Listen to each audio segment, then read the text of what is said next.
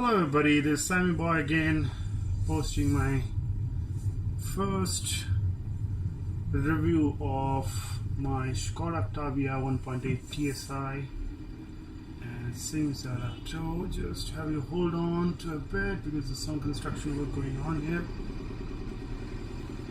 Just a quick moment and you should be coming over this very soon. Okay, let us see. We have to do a 2-point turn as well.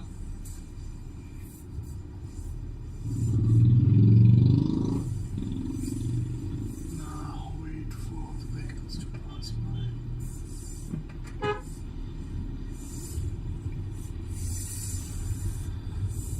by. Okay, so after having posted the first couple of videos, I got a decent response, and a lot of you have been asking to do a proper review of the car, my driving experience. For just to remind everybody, I have bought the Skoda Octavia 1.8 TSI LNK variant, and I've driven around about 2,000 kilometers. Well, so life has been a little busy, as you would imagine, and while I've been trying to respond back to as many of your questions as I possibly can, but there's always a room for giving out a little more information. 1 month it's been that I have had this car with me, and I'm going to give you a quick couple of things that I like and do not like about this car. Why should you hear me? You should hear me because I am an owner as opposed to an auto journalist. Towards my driving conditions are very different from the ones that you would typically see the journalists review cars in. I like to call those the settings in which they review the car as being extremely controlled, because they drive around beautiful stretches of roads, and in our country there are those beautiful roads anyways. Even if there aren't too many. This one too is we city dwellers drive around in bumper to bumper traffic, and that is where opinions are made or lost. So my reviews to you, and the one that I am trying to do right now, is from a fairly dense stretch of traffic and with potholes like the one that I just went over. These kind of experiences shape up my opinion, and that is why you should listen to me. Okay, so what is it that continues to impress after a month of owning this car? What continues to impress me is the level of premiumness. It's the perceived quality, the perceived value of this car definitely seems to be more than the price that I would have paid. So every time I get inside the car, it puts a smile on my face, and there are days when there are very long hours, stressful hours at work. I come back and just spend a quiet minute after opening up the cabin of the car. Okay, just overtake this guy. Alright. And that to me is quite often an understated quality. For a lot of men, they start relating to a car as if it was an extension of their own personality. It's certainly an extension of my personality also, I believe. That's one. Two is, what continues to impress is the same sense of space. A lot of space around. You cannot compare it with an SUV, but if you were to compare it with its competitors, namely Lantra and Corolla Altis, which is again a good car in its own might, this outdoes them on the space front quite easily, by quite a margin. Third thing that I like about this car is would continue to be the driving dynamics. Very plush, it handles very well, it deals with undulations on the surfaces quite nicely. The other thing, just to add on to that, is there's plenty of information that the MID throws up, so you always know what the car is going through. And unless you're really not paying attention, at least in this LNK trim, chances are that you would know exactly what it is going through, right? So these are 3 or 4 things that I like. Just coming on to what I do not like so far. There are a couple of problems that I've encountered, and I don't know if these are real issues or just my perception about them. Maybe after the first service it will be all taken care of, but we'll have to wait and see. For now, I think the acceleration is not quite what it used to be in the first couple of weeks. So from a stationary point, when you try and pick up speed, for example, the traffic light gets released and you're trying to pick up the speed, the upshift is not quite as brisk and smooth as it used to. What that means is it holds on to the first and second gear for far longer, where the RPM goes above 3000, and then it upshifts. I don't know why it would do that. If you allow for more quicker upshifts, obviously not very quick, because you wouldn't want to shift onto a higher gear very early. That will not help the cause of acceleration. But what is happening is, if you're holding on to the first couple of gears for too long, there's a certain grunt, right? Now I understand if you're in a manual mode or in a sports mode, the whole idea of being in a sports mode is,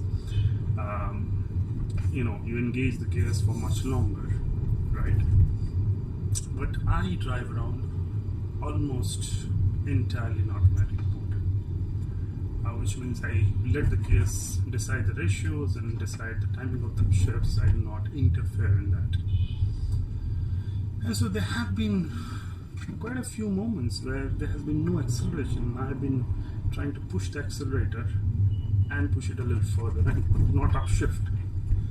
I don't know if it's something to do with the gearbox. If it is so, I would be really concerned, because DSG is an acclaimed gearbox, but at the same time, people who have complained about the gearbox also know that the replacement is not easy and is quite expensive.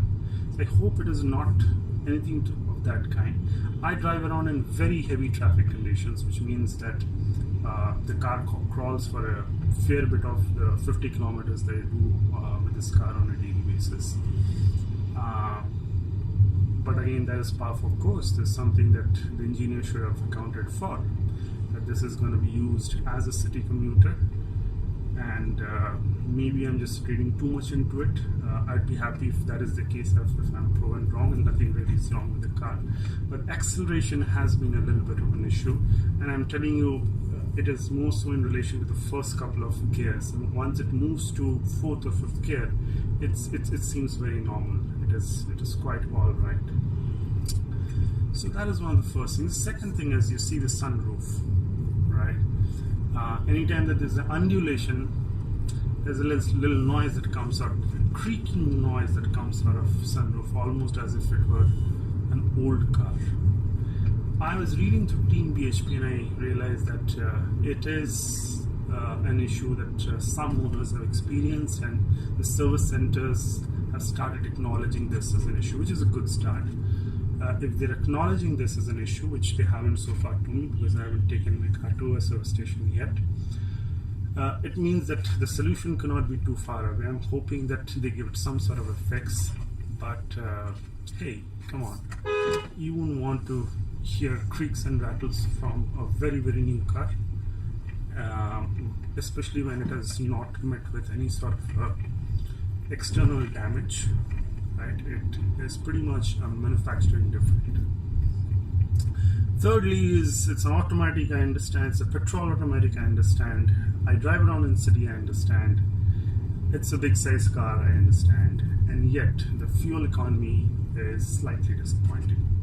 And I'm not saying only in relation to the economy that I get while driving around in the dense traffic that I do every day, but it is also when I'm driving around highways, and I've tried to get onto one of those modes where I've tried to maximize the FE, and yet the best that I've really managed to get this car returned for me is about 12.7.